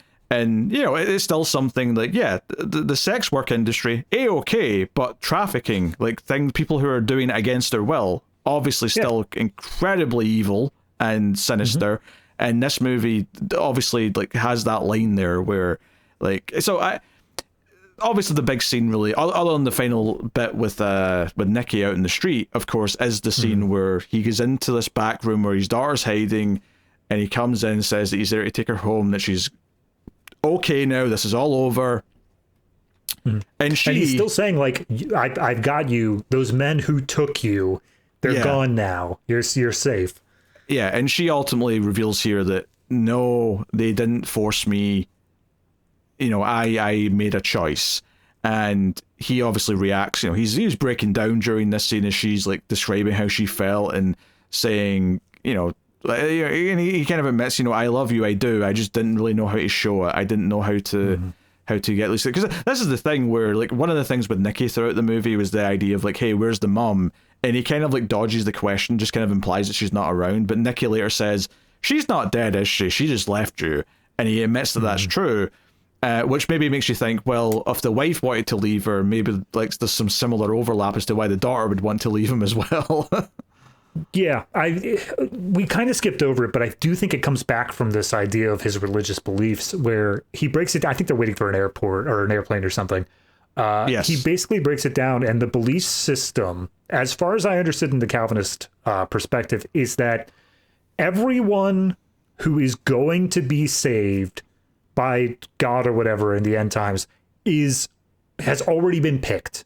You can't do anything to change that. You are already defined to you are already good or already bad, but you lead a good life because God, being omnipotent, he's able to see your good deeds, and he'll have known that when he put the original list in place.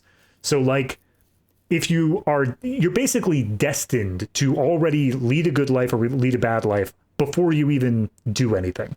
And I think that that's powerful here as we get to the end, because it enforces this idea that as soon as she made one wrong decision, as soon as she did one thing bad, her upbringing told her, well, no going back. I'm unredeemable at this point. Yeah. I'm just got to commit to this lifestyle. And I think that that's something that the dad never really probably argued against, this idea that she is able to still come back and she'll still be loved and all that. She probably fully believed that she would be condemned if she ever came back with this under her belt. Yeah, I mean, I think this idea of like what her father thinks of her is partly what drove her away in the first place, the pressures and all that. But yeah, like you say, the idea of like, even if she did kind of want to go back, if she's maybe like dipped her toe into this world, been kind of manipulated a little bit, encouraged to like be a part of it, and then realized, oh, this is kind of awful. Now, admittedly, there's a very telling line here in this scene where she says that she's with people who love her now, unlike the dad. And yeah.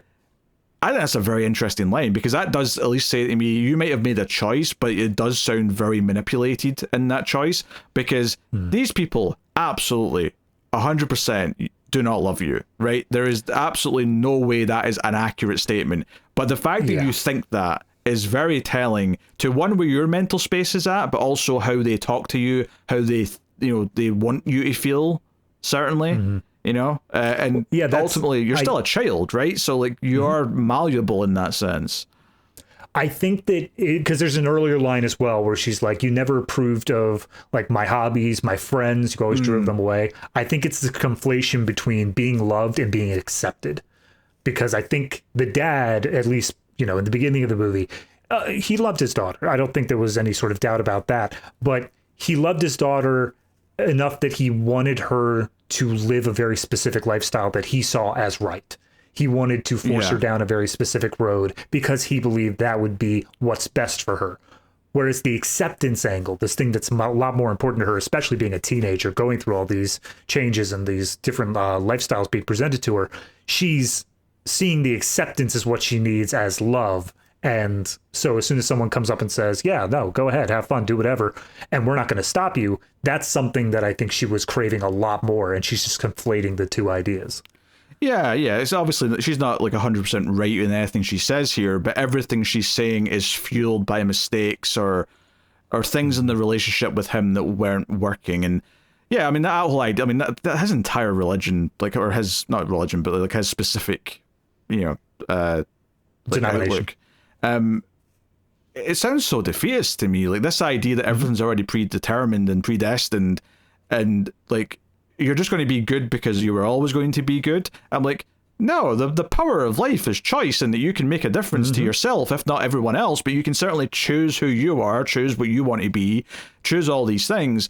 And the irony being that him saying to his daughter, I don't know if he ever literally said these words, but effectively deciding you are this, you are good, and what I define as good is what you are, is ultimately driven her to make these other choices out of rebellion, out of freedom, out of all these other things. And that reckoning, his performance in this scene, is he's like sort of like, fighting back the tears and like clenching his fist. It really feels like this was his failing, largely, and in ways that, obviously ideally, like she would say that she feels certain things and maybe have a conversation about it, but maybe she tried to. We don't know what conversations they had before about this subject and her feeling a certain way. And we see the society she's living in, and you go back to those opening scenes, like you have the uncles and like all the extended family members saying very conservative things. Oh, don't even watch them dancing on TV, it's that's a sin, we're in God-fearing country here, blah blah blah. Like, it's all very much that. And then it also ties back into that introductory scene that we got with him with the designer, right, where he's like, oh, this blue is a little bit overbearing, maybe you should change it. And then ultimately she has to give in, and for her it's whatever, it's my job, whatever. I think I'm not working to my best because you're dictating this to me, but you're paying me, so whatever, I'll roll with it and go home. But with his daughter, if he's always getting his way, if he's always kind of doing that little manipulation where you don't want me to be mad, you don't want me to disapprove of what you are, so you'll do it, like, that builds up over time. Like the stress of that, the feeling of entrapment, the feeling of you can't be who you want to be, leads to making mistakes. And it's not always as extreme as running off and joining the porn industry. It's not always as extreme as that, but that's what this movie is it's showing, like, kind of, not even the worst case, because the worst case scenario is that she's already dead, or it is just straight up force. But all right, so I guess I'll bring this up now then. Oh God, what? there were studio notes that ended up with what we got here. Apparently, original ending, the way it was originally scripted, was he never ends up finding her, and then a couple weeks later finds out that, completely unrelated to everything else that happened, she just died in a car accident. And it wasn't anything to do with the industry that killed her, but she did just end up dying. That's interesting to me. I don't actually dislike it. I do wonder how we get some of these ideas out that came across in this scene, this conversation like they have, because it does kind of like feel like it finishes off a lot of his character stuff. I wonder how we get some of that in that scenario with that ending instead, because I don't necessarily dislike this idea of like she's just lost to him now and he'll never find her. I think that still works, but you know, I think they took that studio note and I think they made it work without making it feel like it was just a forced studio thing. Like, oh, the studio forced a happy ending. I still think they found some poignant sadness in having to leave Nikki behind, and the other elements of it here. The idea that it's kind of his fault that he drove her away. There's still enough there to feel like it's not just this ultra happy Hollywood ending that they demanded. So they made it work in the context of the movie they made. But I do wonder, or I do think that other alternate ending would have worked as long as some of these ideas of him realizing what he'd done in his relationship with her still had to come out. Maybe in a conversation with his brother-in-law or the PI or something. Maybe he opens up at the end and we get some of those answers in a different way. But that's interesting. It's interesting. Yeah, I actually do. I doubt it, considering how high billed she is. But I actually do wonder if with that studio note, they kind of expanded on the Nikki character to be able to give that kind of still poignant ending at the end. Because again, we said that the one thing that stood out in terms of like lower quality was all these outdoor scenes that they filmed. And that was specifically between Nikki and Jake. So I'm wondering if maybe that was done a little bit later in post. Maybe. Yeah, maybe they reshot or added some extra scenes to flesh out that relationship a little bit more. Because I could still see them having kind of an equivalent moment with her in the sense that he just gives up and goes home. And there's kind of that still poignant kind of like, well, I'm not taking you with me. I don't know why you'd think that. But if anything, though, it does make it stronger. The Nikki point is stronger because he gets his daughter back, but he can't help her. Because it I think if he didn't get his daughter back and he didn't help her still, like it would still work, but there's kind of like an extra spice to it because he got what he wanted, but he's still kind of sad about that because he can't help this new friend that he made. You know, this innocent person.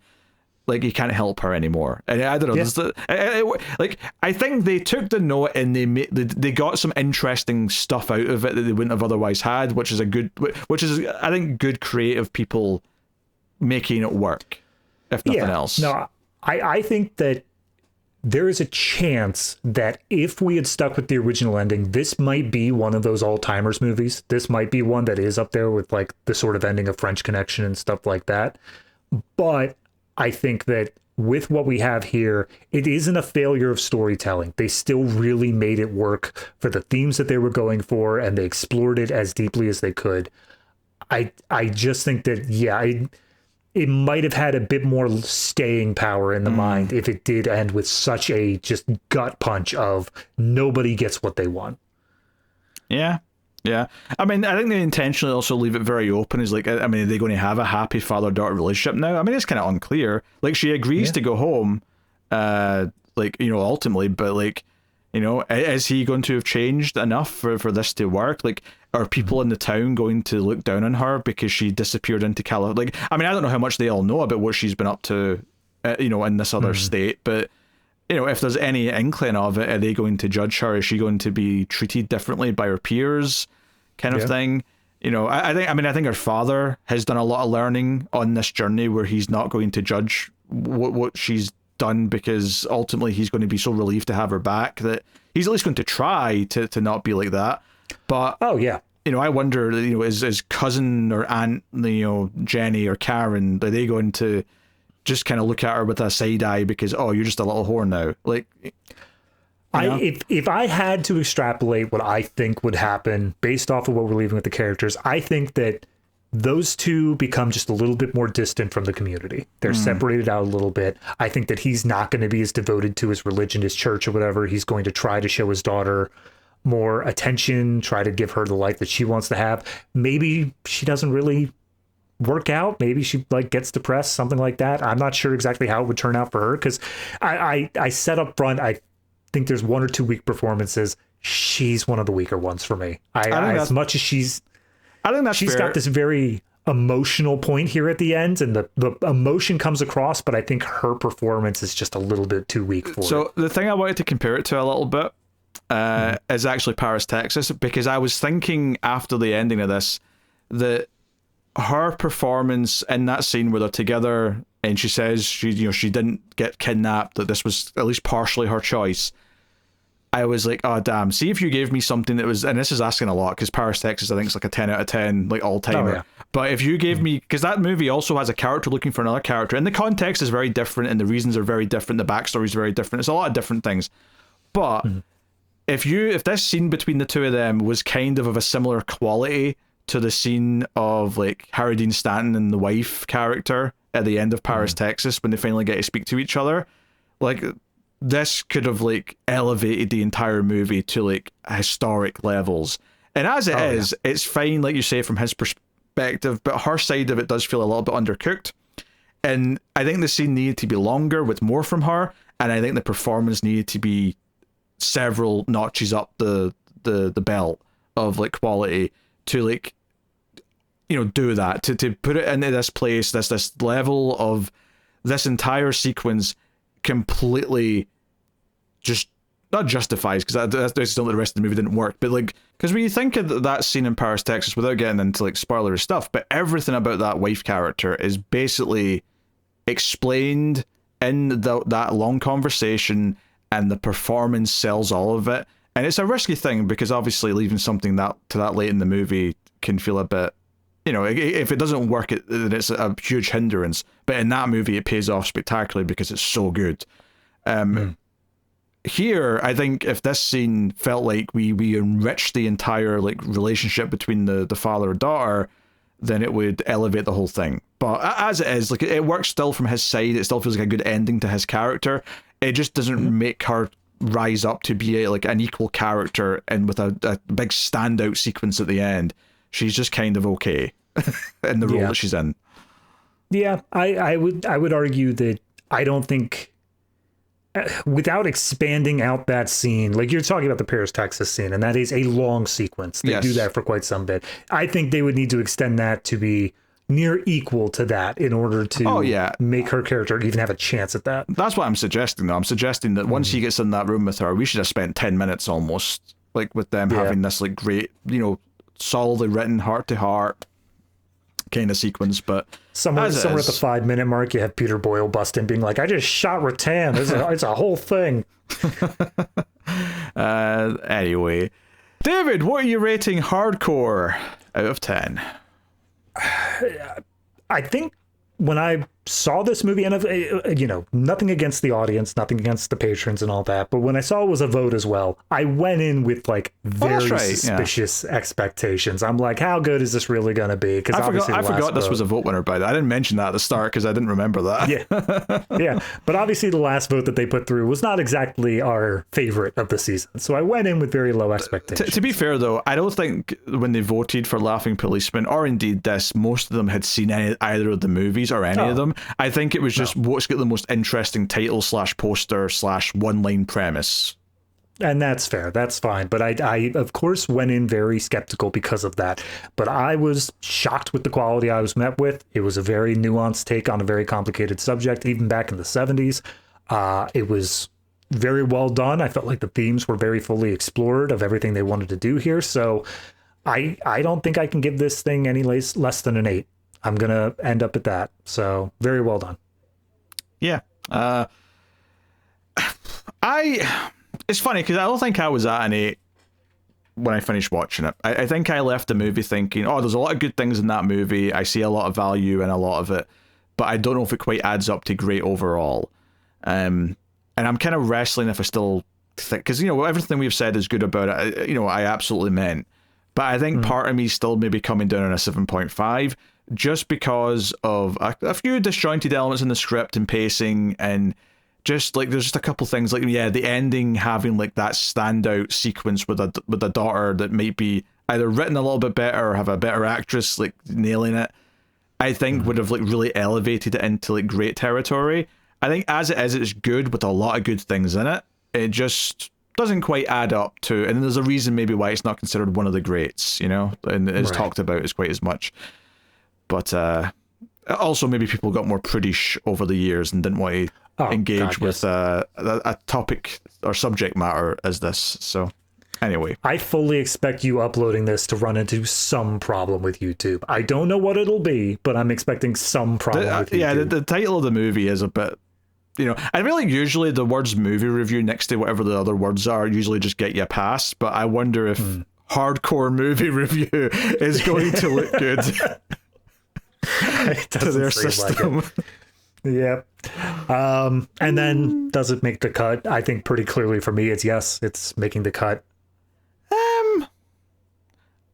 I'm teetering. It's either cutting or closer it's made it. So I mean, if you wanted to say it made it, then I guess it'll tip into making it. It's kind of just on that. Yeah. It's right on that line for me of between them. I mean, I do think it's a very specific audience that is not going to like this. I think that there are people who come into this and they see the idea that this is viewed with nuance and is viewed as a not just immediate negative is going to be a turnoff to them. But screw those people. So I'm just going to say, yeah, makes the cut. Yeah. So there you go. That's our thoughts on hardcore, and that's the end of the season. And during the ratings rundown, David was joking about a Male Fuzz OnlyFans, and I'm now really realizing it doesn't have to show anything. It could just be verbal humiliation. It could just be sign up, and I'll tell you how terrible you are. And if that gets you off, then hell, I'll make a few extra pennies. I mean, you're a loser. Yeah. You suck. You don't deserve to be alive. Wait, Pete, you puny little. Stop. They need to pay for this. Oh, that was You're giving it to them for free. That was a free sample. That was just my thoughts on David. Oh, okay. Irrelevant to anything else. Well, I was going to say, I'm already paying into the Patreon in order to get this from you daily, so whatever. Now, to be fair, I'm joking. I think usually it leans a bit more sexual, the type of humiliation that is requested for that type of thing. If you open up yourself to that, you need to make sure no pictures are ever included in the DMs. You need to uncheck that box. Oh dear. Anyway, jokes aside, that is the end of the season, and we move on to our next season, which is a director season. We have a director season incoming, and we don't actually know the winner as of quite yet. This is a very last minute vote for this one. Mainly because things get swapped around, because there was meant to be like a short season after a Mortal Kombat season, but then they delayed the Mortal Kombat sequel till next year, and it created a whole thing. But it'll either be Martin Scorsese, Sidney Lumet, or Brian De Palma, and we'll be doing 7 movies from the early parts of one of their careers. So we'll see you next week for whatever one that turns out to be. By the time this posts, it'll be known, I'm sure. Yes. But we don't know at the time of recording, so I can't tell you right now. But I'm sure it'll be posted on the Patreon, on the, wherever, in the Discord, and one of those will be coming next week. So either way, it'll definitely be movies from like the 60s and 70s or about there, regardless. So we're kind of staying in a similar era, more or less. So hopefully that sounds... Because for some reason it just works in the algorithm. We don't know why. Yeah, people like us talking about 70s movies. It's weird, but here we are. So we'll see you for that next time. Obviously, you can support the show and all of the shows here at Male Fuzz Movies by joining our Patreon at patreon.com/MaleFuzzTV or via YouTube membership and get access to some bonus stuff like the Ratings Rundown, where we do extra ratings for each movie. It's a little bonus feature for each episode now of both Ace and Collector's Cut. Even more streams is a thing in there, and me and David do a monthly exclusive show called Extra Reels, where we review some of the worst movies ever made. And the last one we did, Love and a Leash, is definitely one that you need to know about. So go check out that if you're interested. But any support is greatly appreciated. Thanks to everyone who already does support us. And you can catch us next week for the start of a brand new season. Obviously, Ace is ongoing as well right now. 2 sci-fi movies. Moon was recently episode 300. That's around now. Big stuff happening. But that's the show. So thank you once again for joining us. We always appreciate it. Keep watching movies. And if you can get it, it's always nice to have diplomatic immunity.